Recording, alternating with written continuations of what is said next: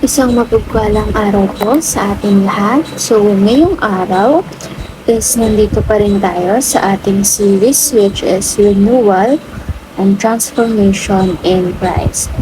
So, ang topic natin for today is Go and Sin No More, or Jesus has set us free from sin.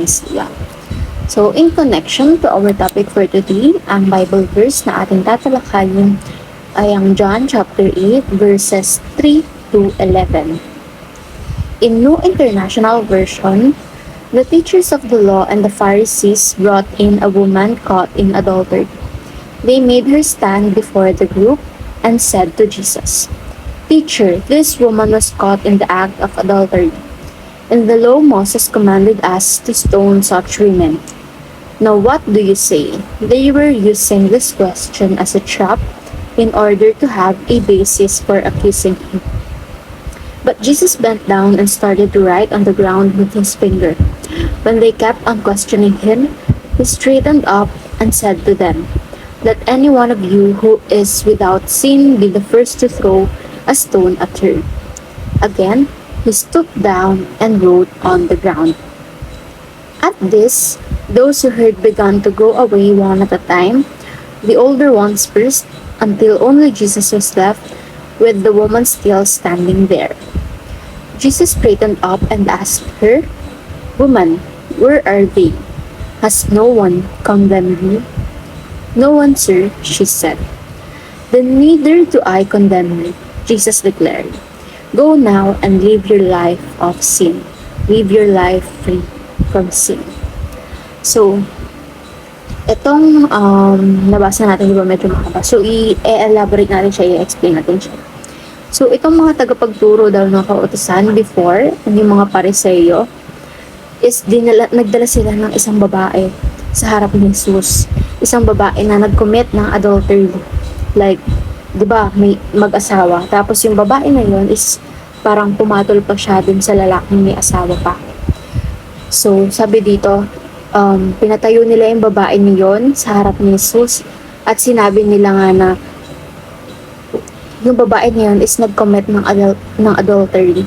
So, bakit nila yun sinasabi? So, ang main point nito is tinatrap nila si Jesus Christ. Kasi di ba before, labag sa batas ang pag-commit ng adultery. So, ang kaparusahan dito is kamatayan. Kaya nga nakalagay dito, in the law, Moses commanded.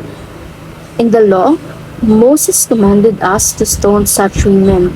To stone means to, parang patawan ng kamatayan. Kasi before, ang way ng, pagpatay nila is to stone. Parang gamitan ng bato hanggang sa mamatay. Batuhin ng batuhin hanggang sa mamatay, di ba? So, sabi nga rito, they were using this question as a trap in order to have a basis for accusing him. So, before kasi diba, dahil nalabag ito sa batas at may pagpataw ng kamatayan, so, nung tinatanong nila si Jesus Christ kung ano ba ang dapat gawin, naging trap kasi siya since, una, kapag pinili ni Jesus Christ sabihin sa kanilang, or kapag inutos ni Jesus Christ sa kanila na ipapatay na dahil nga nakapag-commit siya ng adultery, is malalagot siya sa mga Romano. Since before, ang may authority lang na pumaslang, matay, or to stone people with those actions, yung may kaparusahan talaga yung mga kagagawa nila. Yung authorized lang noon before is yung mga Romans, yung mga Romano. So, malalagot siya sa mga Romano kapag pinapatawan niya ng kamatayan itong babaeng ito.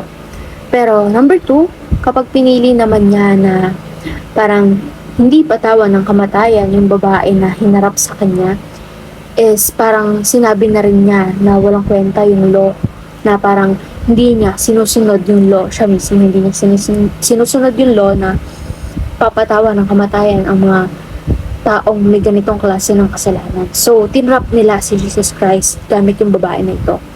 At kung mapapansin nga natin, di ba, kapag adultery, dapat dalawa ang nilalapit.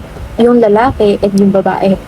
Yung babaeng sumiping sa lalaki may asawa at yung lalaki mismo, so dapat dalawa sila. Pero kung mapapansin nga natin, yung babae lang yung hinarap ni Jesus Christ. Kasi nga, tinatrap lang naman siya, di ba? But then, ang ganda ng sagot ni Jesus Christ dito eh.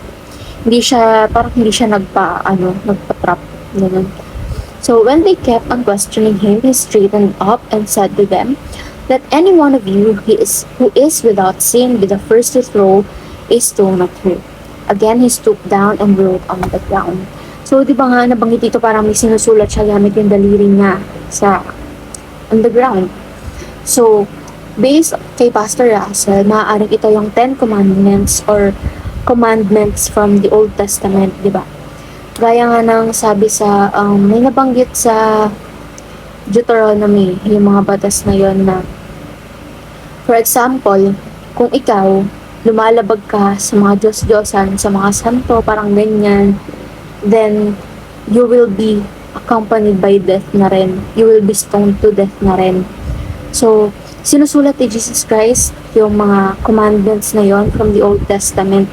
And sabi niya rito, "Let any one of you who is without sin be the first to throw a stone at her." Parang pinaparealize na sa mga tao na yun na lahat ng commandments na sinusulat niya gamit yung daliri niya is lahat yun na commit na nila. Diba? So, ang ganda lang. Kasi nga sabi, parang inaano niya rito na, why condemn kung ikaw mismo nakakapag-commit ka ng kasalanan, diba? So, why condemn yung kapwa mo kung ikaw mismo is nakakagawa ka ng kasalanan? So, di ba, halos lahat ng lahat ng teachers of the law and Pharisees nung nagsusulat si Jesus Christ ng mga commandments na yon, is isa-isa nga silang umalis na banggit dito. And nauna yung mga matatanda, since kapag habang tumatanda ang araw is mas nagiging aware tayo sa mga kasalanan natin, sa mga na mas marami tayong kasalanan na nakocommit kasi nga mas matagal na tayo nabubuhay dito sa mundo. And that is because nature nga sa ating mga tao na magkaroon ng kasalanan dahil ipinanganak tayong kasalanan, di ba? So, ayun nga, di ba isa-isa nang nagsialisan yung mga taong nagko-condemn sa kanya. Tapos, nung natira na lang si Jesus Christ and yung babae na yon, is tinanong niya yung babae, "Where are they? Has no one condemned you?" Tapos sumagot yung babae, "Wala na po." Ganyan. Tapos sinabi ni Jesus Christ, "Then neither do I condemn you." Sinabi niya na, hindi rin kita kinokondemn na. Hindi kita ikokondemn na or hindi kita papatawan ng kamatayan. Go now and live your life of sin. So, pinaalis na niya and sinabi niya na huwag ka nang mag-commit ng kahit ano pang kasalanan. So, ang ganda lang, napakahaba pero napaka-meaningful. So, ngayon naman is proceed tayo sa ating teaching. Number 1, Jesus wrote the 10 Commandments to show that we are all guilty. So, gaya nga ng nabanggit ko kanina, yung 10 Commandments na yon is walang taong hindi nakapaglabag doon, di ba? Gaya nga ng nabanggit din sa ating devotion ngayon dito. So, we do not have any right to condemn other people kasi we also ourselves are sinners, di ba? So, lahat tayo nakakapag-commit ng kasalanan. So, wala tayong karapatan i-condemn yung ibang tao. And number 2, we do not have the right to condemn others. So, ito nga yung nababanggit ko mula kanina pa, puntong-punto. And number 3, we are free from sin, not free to sin. We are free from sin dahil nga sinave na tayo. We have been renewed and transformed by our Lord Jesus Christ. But we are not free to sin. Hindi tayo ni-renew at tin-transform para makagawa ulit ng kasalanan, di ba? So, once nakapag-commit tayo ng kasalanan, may karampatang parusa iyon. But then, we have been saved by our Lord Jesus Christ and we should not take that for granted, di ba? So, dapat ipamuhay natin yung buhay natin na naaayon sa will and plano ni God sa atin. And number 3, ayun na nga pala yun. We are free from sin, not free to sin. So, ngayon naman is proceed tayo sa ating application. Number 1, do not condemn others. Number 2, practice grace because we all need grace. And number 3, go and sin no more. So, by now, we should be able to realize or know what is the importance of knowing that God's grace in Christ means we are free from sin and not free to sin.